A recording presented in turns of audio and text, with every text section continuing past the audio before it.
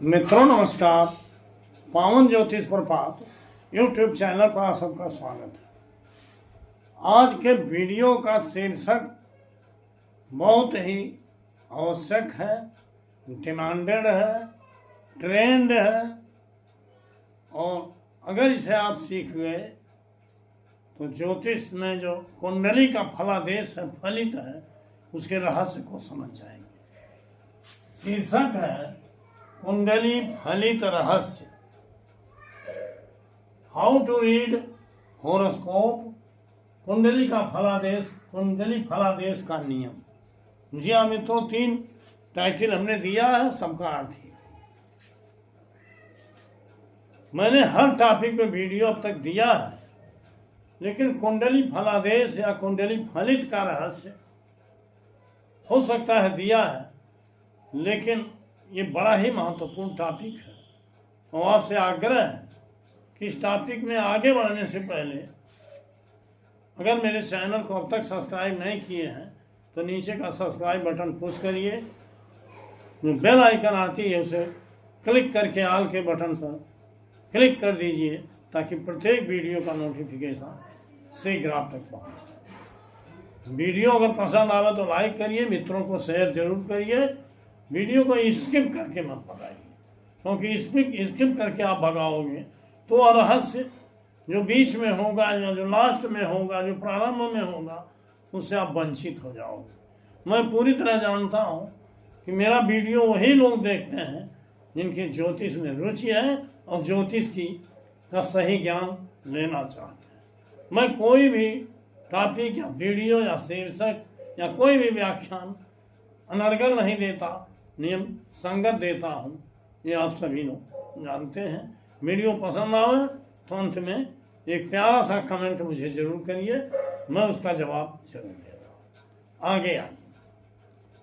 आगे बढ़ने से पहले थोड़ा इसका प्रसंग आपको संदर्भ दे देता हूँ कि यह वीडियो एक जातक के बर्थ डिटेल पर आधारित है। यह जातक कोई नया नहीं है, एक बार मैंने इस जातक के बर्थ डिटेल पर वीडियो दिया था, लेकिन उसका प्रसंग और शीर्षक अलग था कि शुक्र की महादशा चल रही है लेकिन विवाह नहीं है। आज कुंडली फलित का सारा रहस्य इसी जातक के बर्थ डिटेल पर जो वीडियो दे रहा हूँ इसी में निहित है। इसको जरूर देखिए, आप जरूर अच्छे विशेषज्ञ ज्योतिषी हो जाएंगे। आइए बताते हैं। जातक का डेट ऑफ बर्थ है 25/6/1990, टाइम है 10:10 AM, प्लेस ऑफ बर्थ है देवरिया, यूपी, इंडिया। जी हाँ मित्रों, इस जातक के पिता मेरे मित्र हैं। 2010 का जन्म है, मतलब 25 जून 2090 का जन्म है।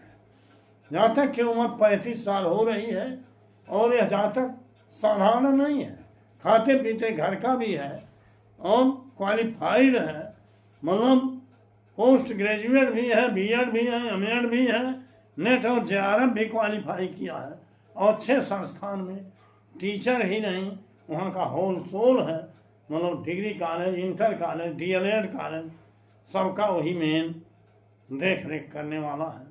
अच्छी तरह से कमा रहा, खा रहा। और 35 साल का हुआ। इस जातक का विवाह तो मैंने 4 साल पहले भविष्यवाणी कर दिया था।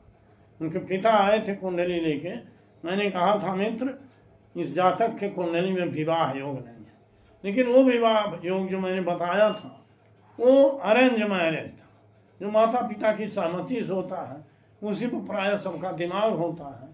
उस समय और बारीकी से हमने नहीं देखा, लेकिन ये जरूर देखा कि शुक्र की महादशा चल रही है, 3 साल पहले आए, फिर भी विवाह नहीं हो रहा है।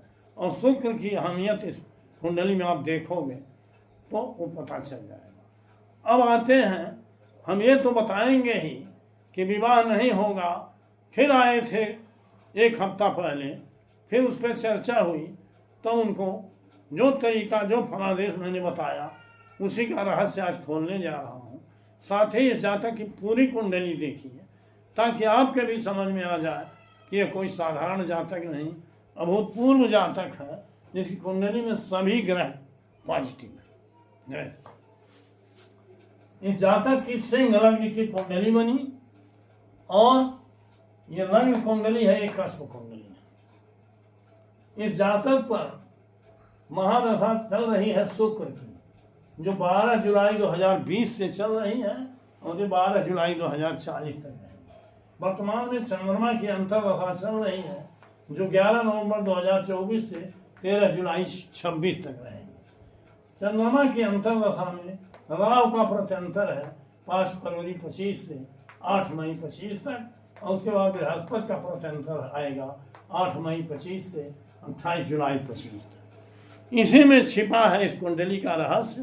साथ ही कुंडली फलित का क्या रहस्य है, हाँ आइए थोड़ा इस पर चर्चा करें। देखिए, 2 कुंडली होती है, एक लग्न कुंडली, एक कस्प कुंडली, जिसे आप भाव कुंडली। लग्न कुंडली यहाँ है। लग्न कुंडली में सिंह लग्न की कुंडली है और लग्न को प्रथम भाव मान के बाकी 12 भाव उसी में सिंह से लेकर कन्या तुला आदि करके रख दिए जाते हैं।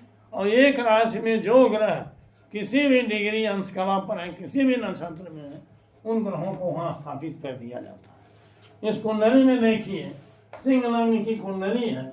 यहाँ देखिए केतु है, चंद्रमा है, यहाँ बृहस्पति बुध सूर्य है, शुक्र है दशम में, मंगल है अष्टम में, राहु है 6वें में और शनि है 5वें में। देखिए, जब कस्प कुंडली बनी, कस्प कुंडली मतलब भावारंभ कुंडली होती है। एक कस्प, कस्प माने होता है आरंभ बिंदु।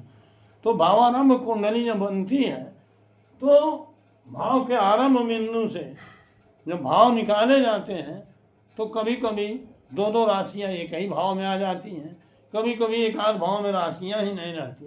तो ये भाव कुंडली है।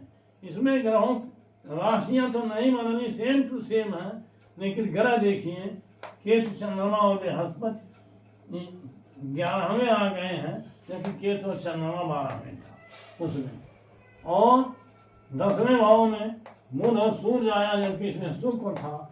9वें भाव में शुक्र आ गया, जबकि इसमें 10वें में था। मंगल 8वें में था, 8वें भी है, लेकिन शनि और राहु इकट्ठा हो गए, राहु 6वें से छिटक के 5वें में था। मित्रों, अब इसका रहस्य बताते हैं। लग्न कुंडली में केवल फल तो हम भाव कुंडली से देखते हैं, लेकिन लग्न कुंडली में ग्रह किस राशि में है ये भी उसी से देखा जाता है, किस नक्षत्र में है उसी से देखा जाता है, किस ग्रह की ज्योति है, दृष्टि है, उसी से देखा, किस भाव पर उस ग्रह की दृष्टि है, दृष्टि ज्योति, नक्षत्र, उप नक्षत्र कहाँ वो ग्रह बैठा है, ये लग्न कुंडली से देखा है। लेकिन फल भाव कुंडली से मिलता है और नक्षत्र के आधार पर उसका सबल फल कहा जाता है। तो एक रहस्य लग्न कुंडली का हुआ। लग्न कुंडली से ग्रहों की अवस्थिति देखी जाती है, उपस्थिति देखी जाती है, उनका विस्तार देखा जाता है, किस राशि, नक्षत्र, उप नक्षत्र में किन ग्रहों से जुट है, किन राशियों को देख रहे हैं, ये महत्वपूर्ण। लेकिन कस्प कुंडली से मेन फल होता है कि आप भाग्य में क्या लेके आए। 2 कुंडली बनती है, अब इससे हम देखते हैं कि आप भाग्य में क्या लेके आए हो। तो उसके लिए, भाग्य के लिए हमने यहाँ दिया है केपी कस्पल सर्वाण। भाग्य पक्ष उप नक्षत्र स्वामी से देखा जाता है। 12 भाव के उप नक्षत्र स्वामी से भाग्य पक्ष देखा जाता है। कई वीडियो में हमने विस्तार से चर्चा किया है। यहाँ हमने दे दिया है कि 12 भाव के उप नक्षत्र स्वामी कौन है। अभी उनके फल पर भी चर्चा करूँगा। ये प्रथम भाव का उप नक्षत्र स्वामी सूर्य, द्वितीय का राहु, तृतीय का बुध, चौथे का बृहस्पति, 5वें का चंद्रमा, 6वें का शनि, 7वें का शुक्र, 8वें का मंगल, 9वें का बुध, 10वें का बृहस्पति, 11वें का शुक्र और 12वें का बुध है। अभी इन्हीं ग्रहों के सिग्निफिकेटर के आधार पर हम इनका फल भी बताएंगे। देखिए, जो उप नक्षत्र स्वामी होते हैं ये तो ग्रह ही होते हैं, लेकिन कस्पल कुंडली के द्वारा, कस्पल सम्राट के द्वारा, वो कस्पल सम्राट जो भी ग्रह और वो अपने किस भाव में बैठा है, किस भाव में उसकी राशि है और वो सम्राट किस नक्षत्र में बैठा है, किस नक्षत्रेश कहाँ है और नक्षत्रेश की राशियाँ कहाँ हैं, ये देखा जाता है। इसमें केवल 2 स्टेप देखा जाता है। KP4 स्टेप की जो बात होती है, इसका मतलब ग्रह स्वयं की के द्वारा क्या बता रहा है, नक्षत्र के द्वारा क्या बता रहा है। फिर 2 स्टेप तो यह हो गया ग्रह और उसका नक्षत्रेश, और तीसरा स्टेप हो गया उप नक्षत्र, चौथा स्टेप हो गया उसका उप। तो यहाँ हमने जो KP प्लैनेट से सिग्निफिकेटर दिया है, ये ग्रहों का दिया है, इसको 4 स्टेप में रखा। लेकिन जब हम भाव कुंडली के कस्पल सम्राट का फल कहेंगे तो केवल 2 स्टेप, ग्रह और उसका नक्षत्र। अब यहाँ आइए थोड़ा सा हम देख लेते हैं कि 12 भाव की क्या स्थिति। जैसे सूर्य है, अब यहाँ हम इसको और इसके नक्षत्र को देखें। सूर्य में देखिए 10, 1, 5, 6, 7 आया है, अर्थात 1, 5, 6, 10, 11। अगर ये भाव आए हैं, 9 भाव आया है, तो निश्चित रूप से उस ग्रह में अच्छा बल है, अच्छा फल देने वाला है। तो सूर्य देखिए 10, 1, 5, 6, 7 आया है, इंद्र के राहु के नक्षत्र में है, लेकिन 1, 10, 6 और 5 बताने के नाते हेल्थ और वेल्थ का कारक है, और प्रथम भाव का सबलॉर्ड, लग्न भाव का सबलॉर्ड है। और 1, 5, 6, 7, 8, 9, 12 में से 10, 1, 5 आया है, 6वां भी आया है, अर्थात हेल्थ और वेल्थ दोनों। द्वितीय भाव धन भाव का सबलॉर्ड राहु है। यहाँ देखो राहु में भी 5, 6, 7, 11, 12 ये भाव आया है, इसका मतलब हेल्थ और वेल्थ दोनों आया है। राहु का थोड़ा विस्तार से होता है, वो बाद में भी चर्चा है। तीसरे भाव का सबलॉर्ड बुध है। बुध में देखिए क्या है, बुध में यहाँ देखिए 10, 2, 11, 8, 4, 9, इसका मतलब इसमें भी अच्छे भाव हैं, 2, 11 है और 9वां भाव है, बुध भी अच्छा भाव है। फिर चौथे का सबलॉर्ड है बृहस्पति। बृहस्पति में देखिए 11, 5, 8 और बृहस्पति अपने ही नक्षत्र में है, इसका उप नक्षत्र स्वामी बुध है, जिसमें 10, 2, 11 है।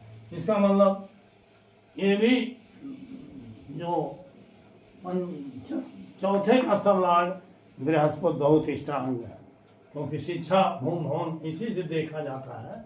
तो देखिए बृहस्पति में अच्छी स्थिति है, 11, 5, 11, 5 तो इसमें है ही है, 10, 2, 11 अर्थात भूम भवन माता शिक्षा, ये सारे भाव कुल मिला के जिन सबलॉर्ड में 11वां भाव आया है, या जिन ग्रहों में पूरी विस्तार से 11वां भाव आया है और 1, 5, 6वां 10वां भी आए हैं, तो 11वां होने से उसकी पूर्ति हो जाती है, वह ग्रह जरूर शुभ फल देता है।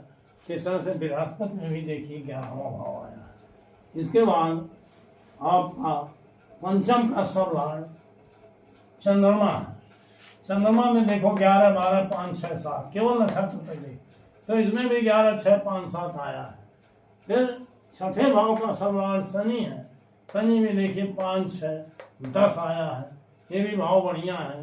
शनि यहाँ देखो बैठ के देख रहा है, 11वें भाव को भी देख रहा है, पंचम में बैठ के 7वें को भी देख रहा है। इस तरह से शनि भी बढ़िया है।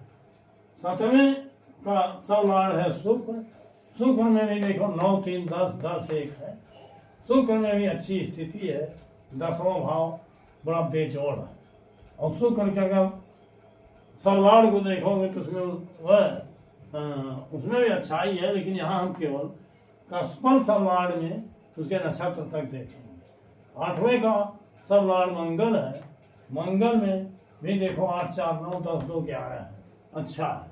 और 9वें का सबलॉर्ड बुध है, जिसमें भी देखो 10, 2, 11 है, 8, 4, 9 है, बुध भी अच्छा है। और 10वें का बृहस्पति है। बृहस्पति के बारे में हमने बताया है, बृहस्पति श्रेष्ठ है। 11वें का शुक्र है। शुक्र के बारे में अभी हमने बताया है, शुक्र श्रेष्ठ। 12वें का बुध है, बुध के बारे में भी बताया।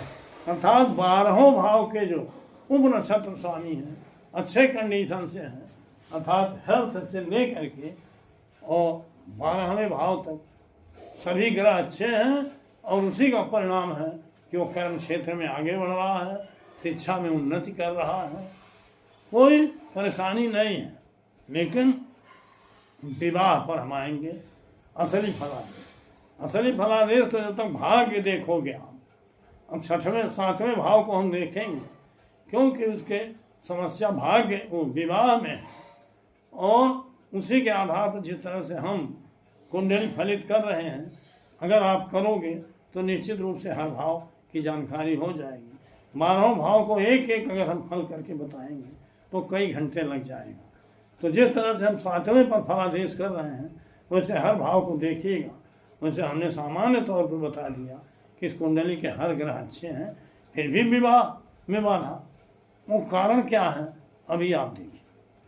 अब पहला बात तो भाव कुंडली से कस्पल सबलाट क्या बता रहा है इसको हमने बताया, और उसके बाद हम बार बार बताए हैं कि भाव कुंडली से आपके भाग्य में क्या है 12 भाव में ये बताया जाता है, और ग्रह की दशा से उसका समय बताया, कब वो समय आएगा कि कार्य सिद्ध होगा। अर्थात भाग्य और समय का समन्वय से घटना होती है, कार्य सिद्ध होता है। तो उसके लिए हमने केपी सिग्निफिकेटर्स रखा है।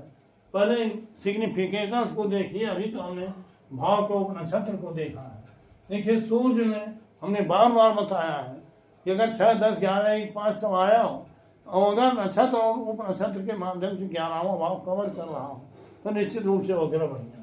यहाँ देखिए सूर्य में 10, 5, 6, 7, यहाँ 11वां भाव आया, 5वां भी आया। चंद्रमा में भी 11, 5, 6, 7 आया है, 10वां 11वां आया है। मंगल में भी 8, 4, 9, 10, 11 सब आया है, 5, 6, 7, 11 तक आया। बुध में भी 10, 2, 11, 8, 4, 9, यहाँ उप नक्षत्र में आओगे तो 11 वगैरह सब आए हैं। बृहस्पति में भी 11, 5, 8, 11, 5, 8 और उसका सब लाड़ बुध है जिसमें 11 आया है। शुक्र में भी 10वां देखिए उप नक्षत्र में 11वां।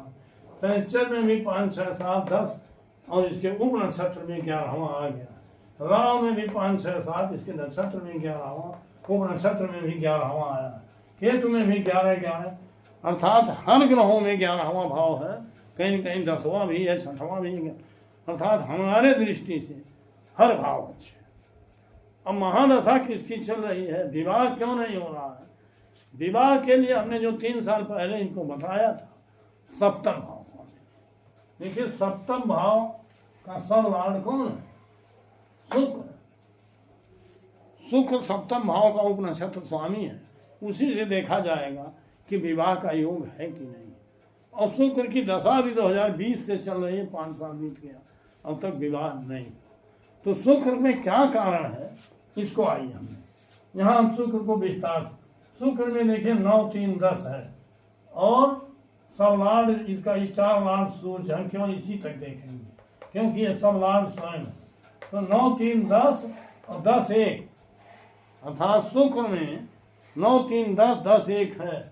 शुक्र 9वें भाव में है और यहाँ 10वें में था तो 10वें भी है। 10वें से शुक्र चौथे को देख रहा है, 7वें को नहीं देख रहा है।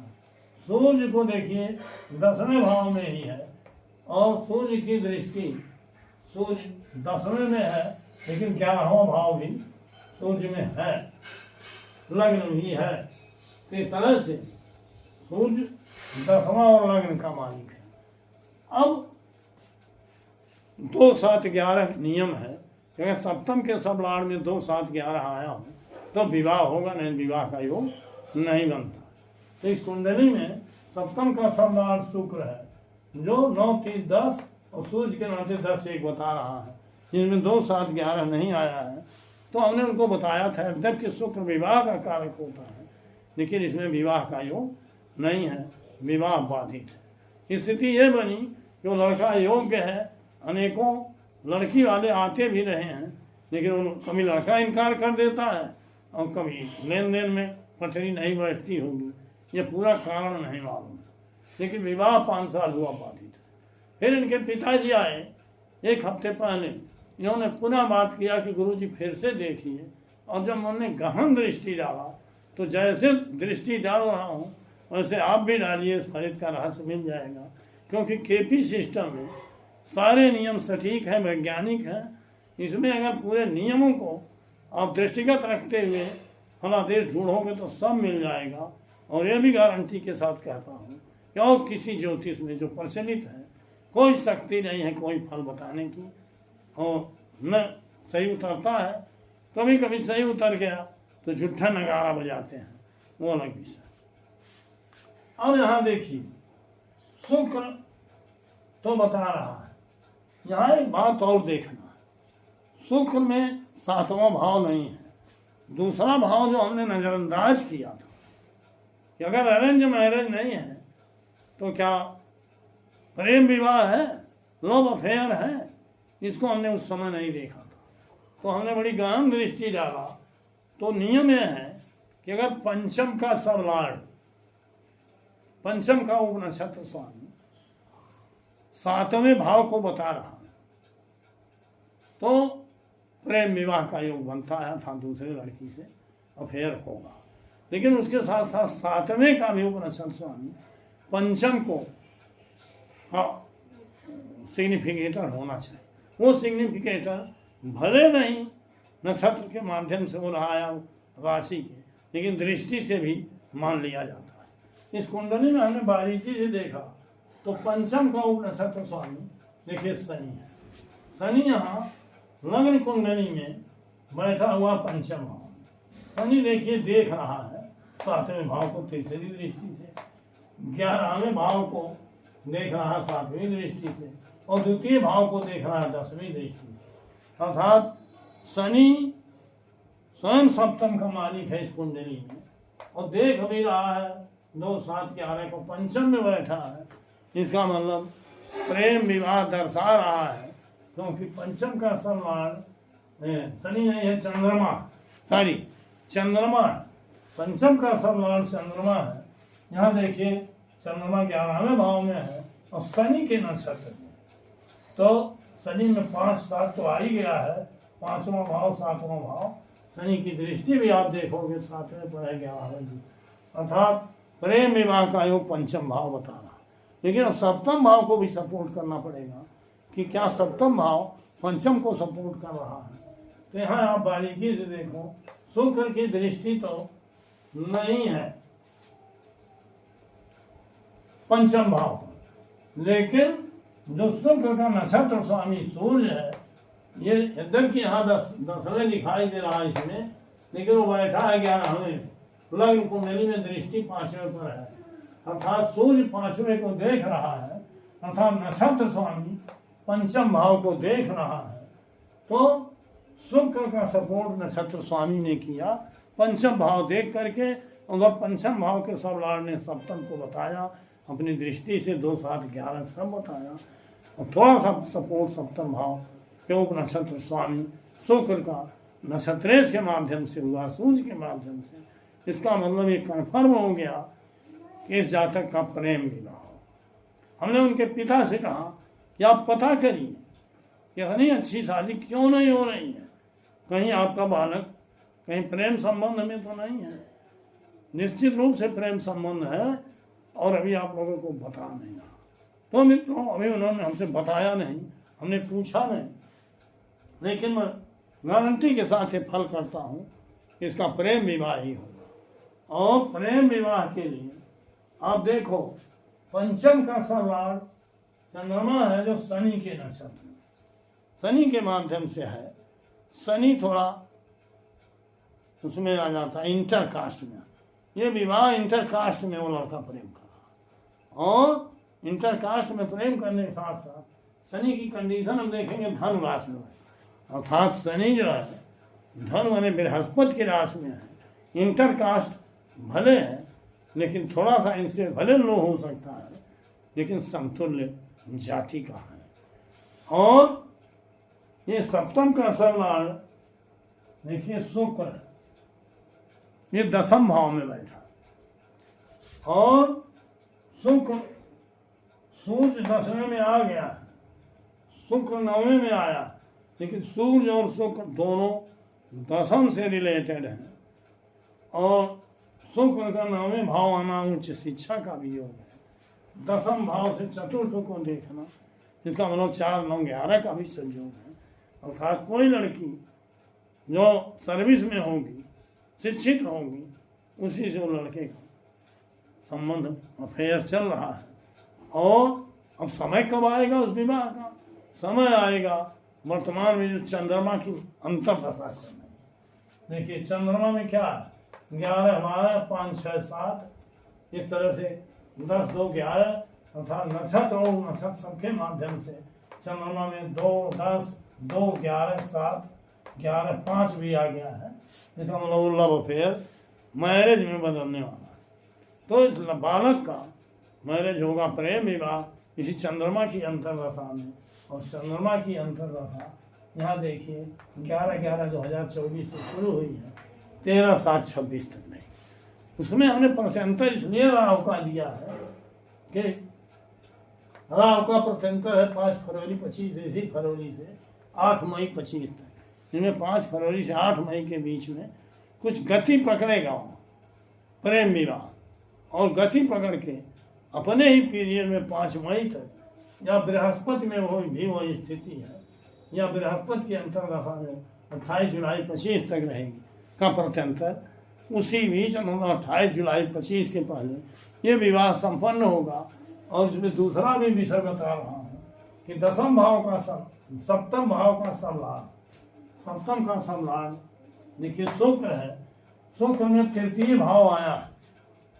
तृतीय का मतलब कोर्ट होता है, अर्थात ये विवाह कोर्ट मैरिज का रूप लेगा। ये हवादेश है, ये भविष्यवाणी है। इसी के आधार पर, इसी के अनुसार आप भी फलित का रहस्य कर सकते हैं। और बारीकी से जाके केपी नियमों का प्रयोग करके आप बहुत शानदार भविष्यवाणी कर सकते हैं, ज्योतिष में निपुण हो सकते हैं।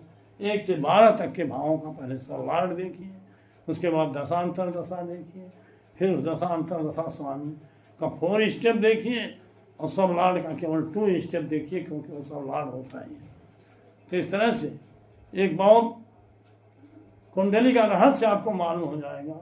और जो 7वें भाव पर लागू है वही 12वें भाव पर लागू होगा। कुंडली तो बड़ी श्रेष्ठ थी, अन्य चीज़ें सब स्पष्ट दिखाई दे रही हैं। और हेल्थ, वेल्थ, धन, समृद्धि सब कुछ है, खेती बाड़ी, सर्विस भी कर रहा है। तो इसकी शादी चंद्रमा की अंतर्दशा में होने वाली है और जुलाई के पहले होने वाली है। ये हमने भविष्यवाणी किया है वीडियो के माध्यम से। पिताजी आएंगे उनके, तो उनको भी बता दूंगा, और निश्चित रूप से ये घटना घटित होगी। इसी तरह से आप किसी के भी कुंडली का फलित कर सकते हैं। यही है फलित का असली रहस्य। हर बिंदुओं पर हमने प्रकाश डाल दिया है। इसमें कोई हमने चालाकी नहीं बरता है, न कुछ छिपाया है। मतलब पहले लग्न कुंडली देखिए, फिर कष्ट कुंडली देखिए, फिर भाव कुंडली को देखिए, फिर दशा अंतर दशा को देखिए, फिर सिग्निफिकेटर्स को देखिए, और सबको मेल जोल करके जो भाव आए हैं, नेगेटिव भावों को भी देखिए। बहुत बार हमने बताया है। तो वीडियो लंबा हो रहा है, इस नाते बहुत बहुत धन्यवाद, हार्दिक शुभकामनाएं।